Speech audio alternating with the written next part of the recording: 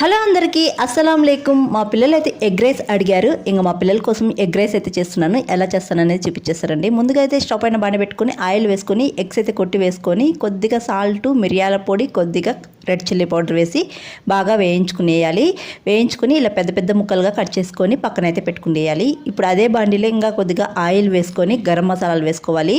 పిల్లల కోసం చేస్తున్నాను కాబట్టి గరం మసాలా తక్కువే వేసుకున్నాను. తర్వాత సన్నగా కట్ చేసిన ఆనియన్స్, పచ్చిమిర్చి వేసుకొని లైట్గా వేయించుకునేయాలి. ఆనియన్స్ని ఈ విధంగా వేయించుకున్న తర్వాత అల్లం వెల్లుల్లి పేస్ట్ వేసి పచ్చివాసన పోయేదాకా వేయించుకొని తర్వాత సన్నగా కట్ చేసిన టమాటా, కొత్తిమీర, పుదీనా వేసుకొని టమాటా మెత్తగా మగ్గిపోయిన తర్వాత రెడ్ చిల్లీ పౌడర్, ధనియాల పౌడర్, కొద్దిగా సాల్ట్ వేసుకొని బాగా వేయించుకొని మనం వేయించుకున్న ఎగ్ని కూడా వేసుకొని కొద్దిగా పసుపు వేసుకొని బాగా వేయించుకునేయాలి 1 నిమిషం దాకా. ఈ ఎగ్ అంతా బాగా మసాలాలు వేగిపోయిన తర్వాత రైస్ వేసుకొని తర్వాత మిరియాల పొడి, కొద్దిగా వేయించిన జీలకర్ర పొడి కూడా వేసుకొని రైస్ని బాగా కలుపుకునేయాలి. సాల్ట్ రుచి చూసుకోవాలి. సాల్ట్ తక్కువగా ఉంటే వేసుకుంటే ఎగ్ రైస్ రెడీ అండి. చాలా బాగుంటుంది. తింటా ఉంటే బిర్యానీ లాగానే ఉంటుందన్నమాట.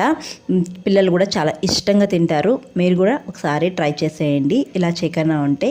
వీడియో నచ్చితే ఒక లైక్ చేసి కొత్తగా ఎవరైనా మన ఛానల్ చూస్తుంటే జర సపోర్ట్ చేసి సబ్స్క్రైబ్ చేయండి. Thanks for watching. బాయ్.